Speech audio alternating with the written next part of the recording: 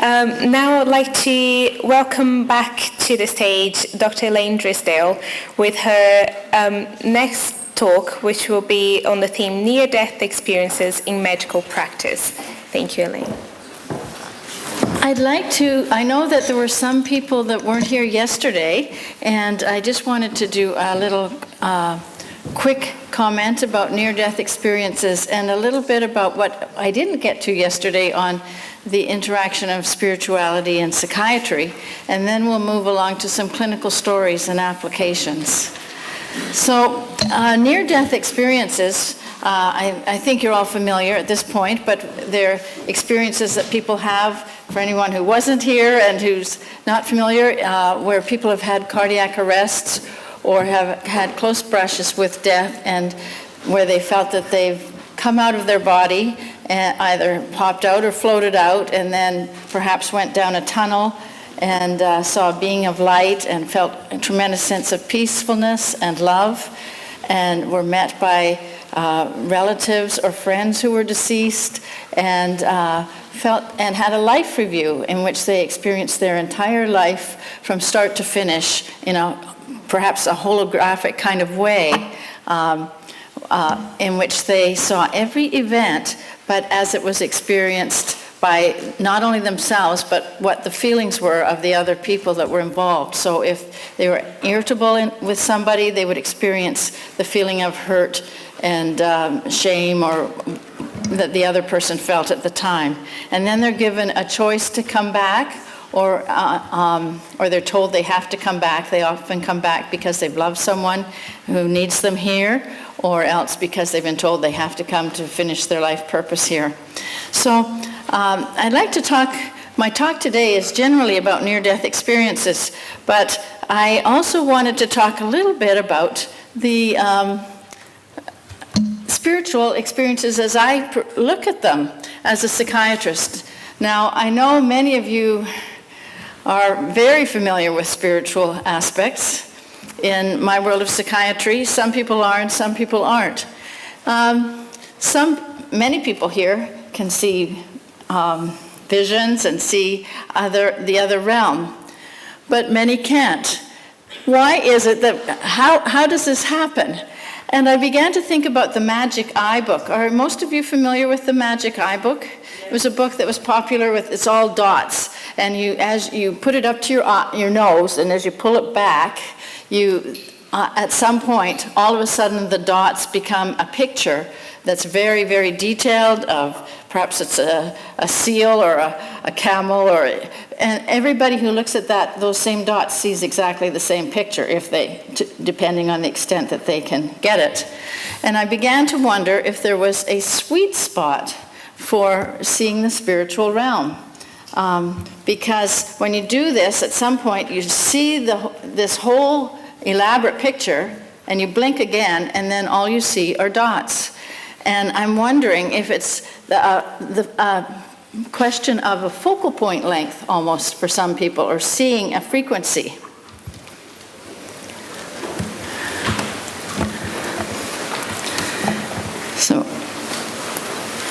And maybe the spiritual realm can only be seen at that sweet spot. And perhaps there's a shifting focal point for children and for dying people, because young people often see deceased people, see a spiritual realm, and then they lose that at age 3 or 4. And we also know that when people are dying, they also are able to see the spiritual realm more easily. And I was thinking that when we come into this physical realm, we need to perceive the range of energy that will help us to cope in this physical realm. So we have to know that, for example, we can see the wavelengths of this table, so that we're not confused by what's spiritual and what's physical. And I think that we can use that metaphor of the sweet spot somehow, that we need to harden the perceptual things at age 3 or 4. Most people do, not all of you, obviously, but we need to harden that to cope in the physical realm. And then, as we don't need it so much, it loosens when we become closer to dying.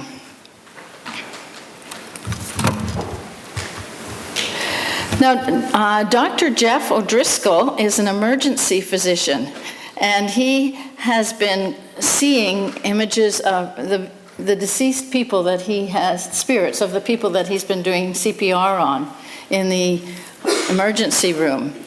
He's had this ability for quite some time, and people that he's done CPR and they've decided to go on into the next realm have sometimes turned and looked at him and thanked him. And he's thanked him for trying or for his kindness. And he's also seen the spirits of other people that he hasn't been directly involved in their care, but he's seen their spirits in the emergency room. He kept quiet for many years about it, but decided to recently become public about it. And he's written a wonderful book called Not Yet. And he speaks of the veil. And he says our life, it's like we can imagine a curtain, such as here, and that at one end, the curtain opens a little bit, and babies can come through into this world. And at the other end, the curtain opens a little bit, and our souls go on into the next realm. And it's as if the light of glory shines through on people that I suppose are geographically close, like in the emergency room, or people who are emotionally close. Now, it may not be a physical curtain, but that's a good image, I think, for us to conceptualize it. And I wonder, what is it about the curtain? Who can see it? Does it have to do with frequency, different mental frequencies that our brain is using at the time, or the sweet spot? I don't know. Now, another aspect of the interaction of spirituality and psychiatry is that of shared death experiences. When the healthy partner, or another person who does not have any illness, also shares some of the spiritual experience of the dying person. For example, those who are at the bedside of a dying person. The healthy person also sees the spiritual energies, such as the divine light, or sees the spirit leaving.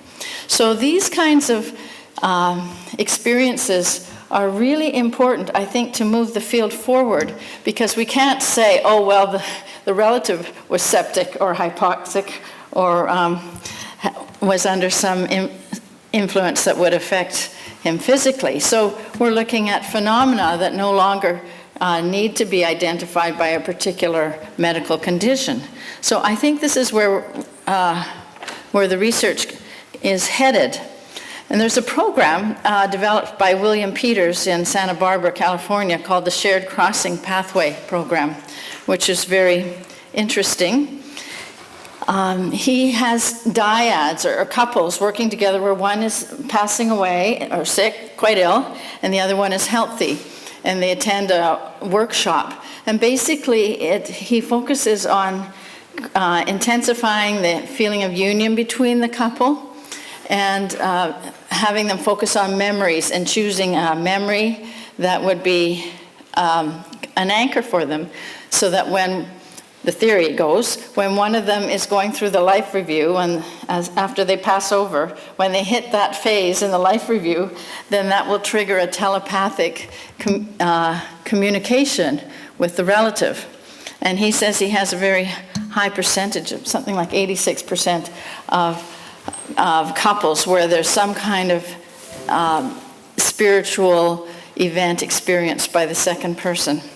So I did that, took that workshop, and when my mother was dying, we focused on different memories and chose a memory to anchor it. Now, I can't say that I had an exact moment when suddenly I felt a burst of connection with her, but I think it's a very helpful program.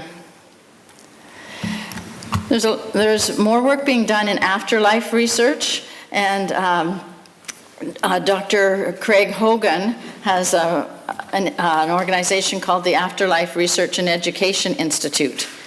And he presents annual conferences, including ones with Sonia Rinaldi with electronic voice recognition. I think some of you are familiar with that, and Sherry Pearl. And through that, one of those conferences, I became familiar with induced after-death communication by Alan Botkin, and a similar program developed by Rochelle Wright. And in those programs, The concept is using talking to a person who is grieving and using EMDR with that person, finding out what the grief statements were. They have the person who's grieving write out statements of grief. I'm very sad about this, or I'm reminded of my grief at this point, for example. And then what she did, Rochelle Wright does, is read the sentences slowly, while at the same time moving her hand, and at the same time I was listening to sound, binaural sound. So it was actually quite overwhelming for my brain to be thinking of grief at the same time as listening to sounds and watching this. And I felt that, wow, I think it's overwhelming for the frontal lobe, and then what happens is perhaps one of the other brain structures takes over. What they have found is that when they were doing EMDR with patients, it's a form of therapy, that when they did a few extra sessions, the grieving patients would suddenly start seeing visions or experience hearing the voice of their loved one. And so when I took this workshop, I was curious, but that's how I experienced it. Now, again, a high percentage of people have had experiences of suddenly seeing visions or hearing the loved one. And I think, that's my theory, is that somehow all of this stimulation must be overwhelming for the front part of the brain, and the lower other structures kick in. But that's just my wondering.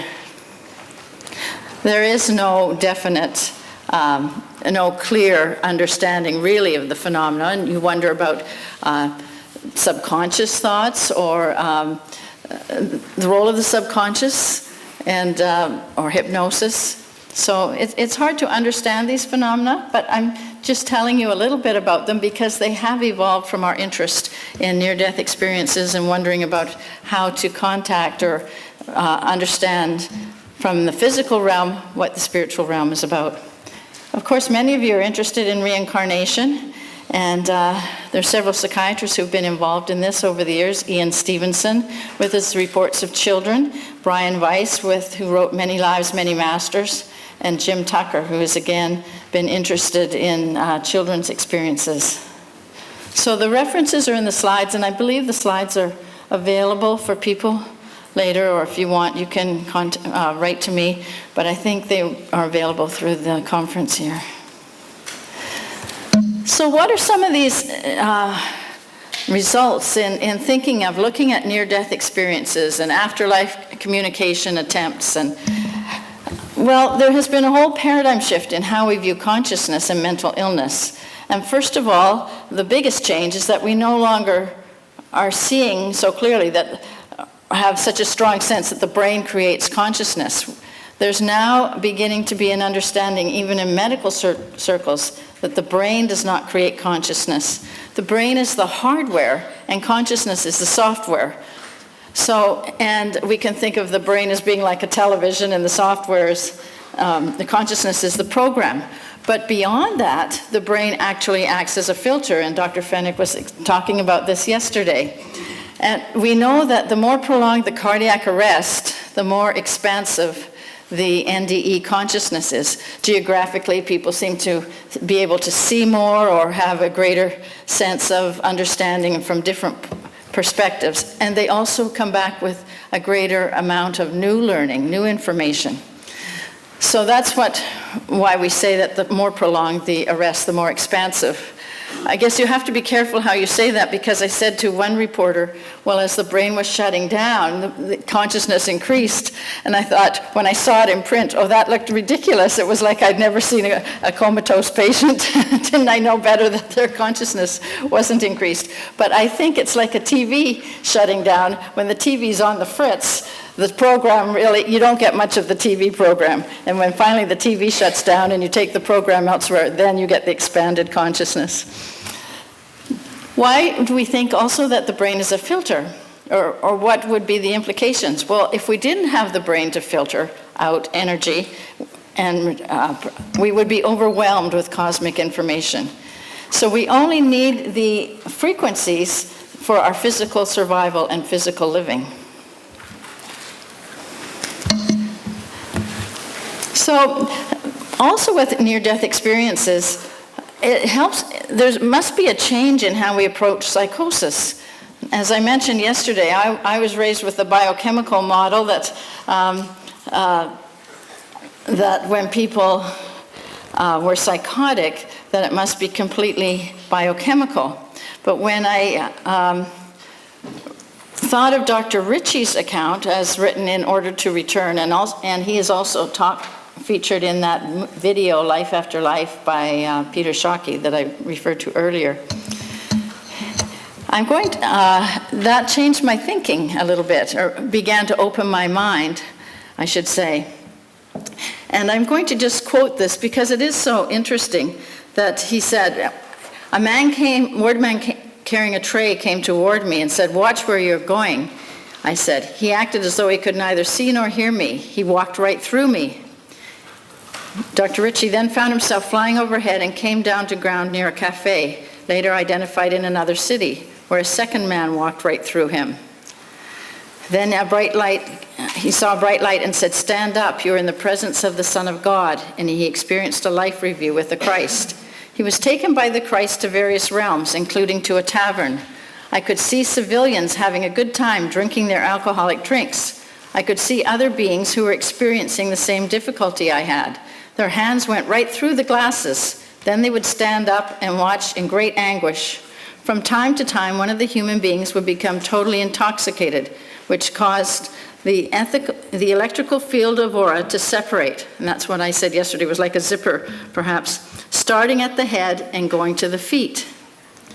When this would happen, one of the less dense beings without the aura would try to beat out the other similar beings getting into the human being through the separated electrical field.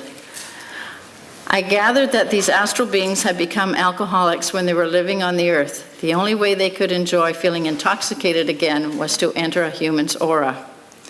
So he understood the need to overcome addiction while still alive, and so he worked with alcoholics for the rest of his life. So what are the implications of that? His account was cohesive. Was he misled? Or are the biochemical paradigms of illness overly simple? If human beings can walk through discarnate souls, well, this suggests that discarnate souls can occupy the same space as human beings. So what kind of energies may be passing by or through us? So I know this is old hat to most of you to all of you in the Spiritist community. However, it's very almost heretical in the medical scene or in more traditional settings. So that's why I'm just bringing this up. Is for psychiatrists, this is a very novel way to look at it. So does this relate to spiritual warfare or influences? So, and I thought, well, perhaps discarnate souls are entering the bodies of human beings when they're not in control due to psychosis. Now, most psychotic schizophrenics do not commit horrific acts. And most are really lovely human beings that are suffering with a terrible illness.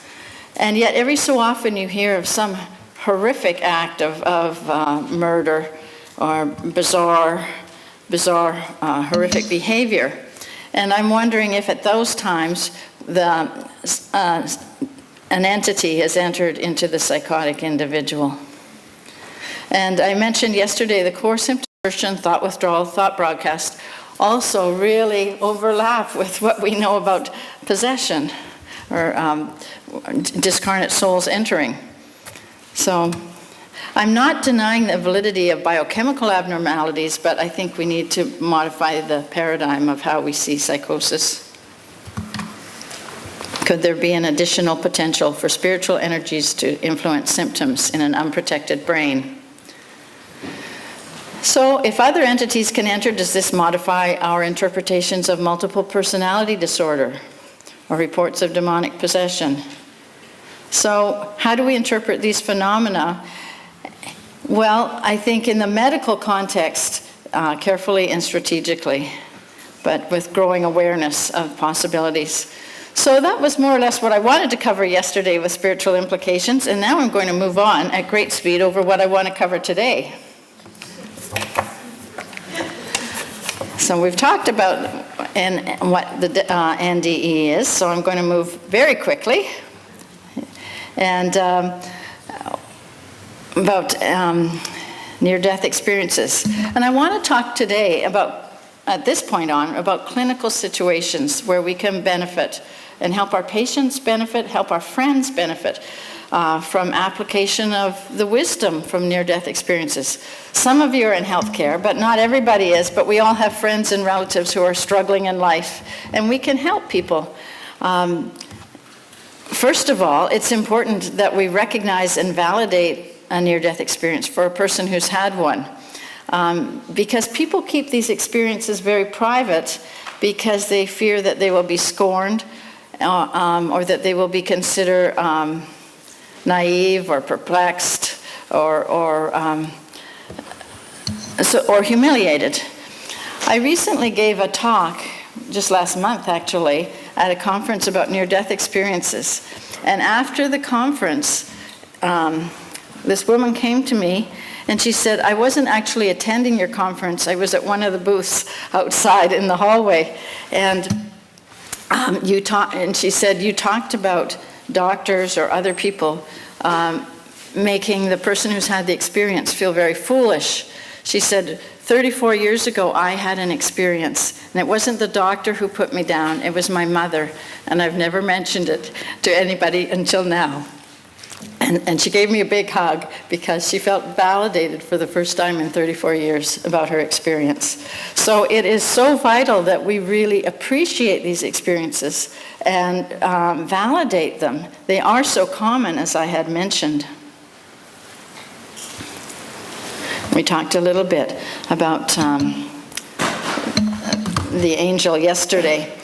Now, there are various contexts in which I'd like to talk about the application, and one of them is recognizing a near-death experience, because sometimes the person who's had one doesn't recognize that they've had one. I was asked to see a 22-year-old young woman because she was anxious. That's all I was told. She'd had a stem cell transplant for leukemia. So I said, well, why are you anxious? And it was thought that she had survivorship issues about her coping. She said, well, I'm afraid I'm dying. I'm having images about dying. And she said, I'm worried that these are premonitions that my leukemia is going to recur. She also worried that such negative thinking could lead to a recurrence. She said, if I'm having images of dying, maybe that's going to bring my leukemia back. So I took her medical history, and she said that during her hospitalization, she'd had a cardiac arrest when she was unconscious, and that she'd been resuscitated but had no recall of it. So I said, okay, now tell me about your images about dying. And she said, well, actually, I keep thinking of myself at the foot of my bed, like when I had the code, and of watching the code being called, and I can tell you which nurse came in and did what and what they were wearing, and she described the code totally accurately, and as if she had been watching it. She had never heard of a near-death experience. She was an atheist, and she had no paradigm with which to explain these images. So because I knew about near-death experiences, I could say, well, you actually had an out-of-body experience. And I think that these memories have been repressed and they're just coming back now. I said, your experience was valid and legitimate. Your brush with death had already happened and was unlikely a premonition.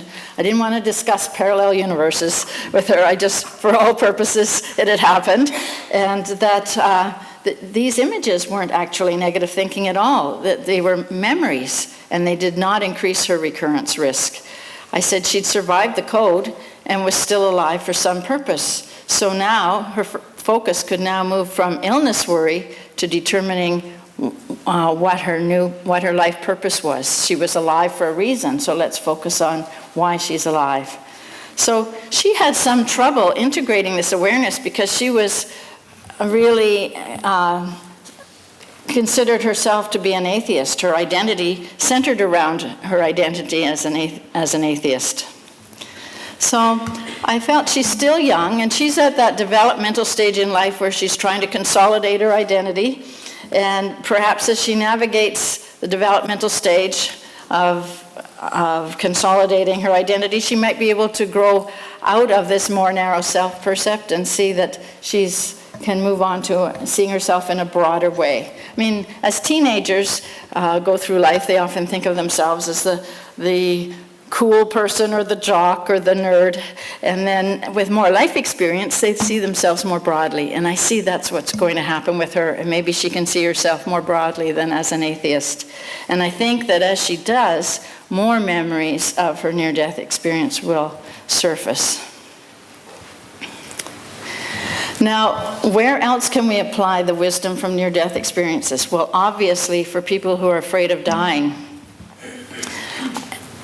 Awareness of near-death experiences is a way to introduce the topic of death and to reduce the fear of dying in a way that is intriguing and hopeful.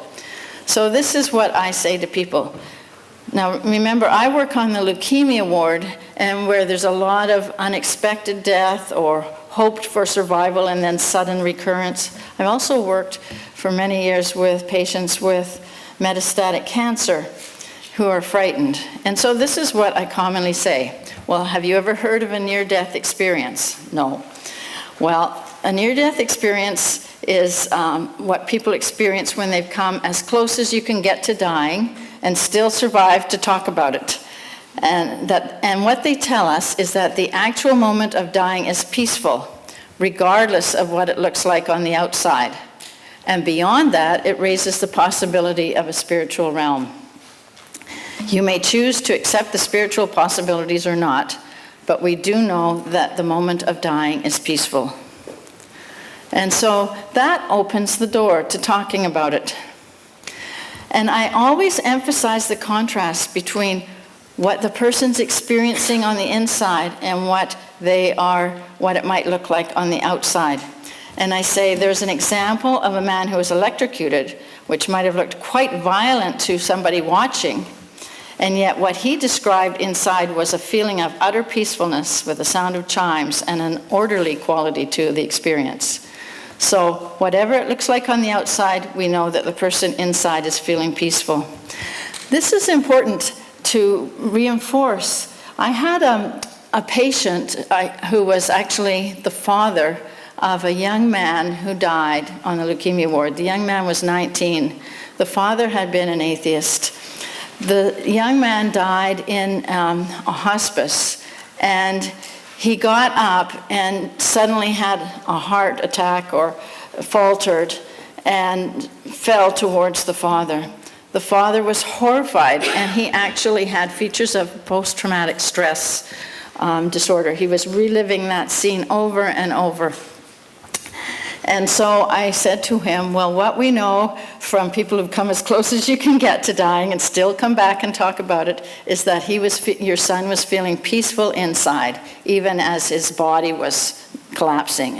And it looked a lot worse on the outside to you as he felt inside.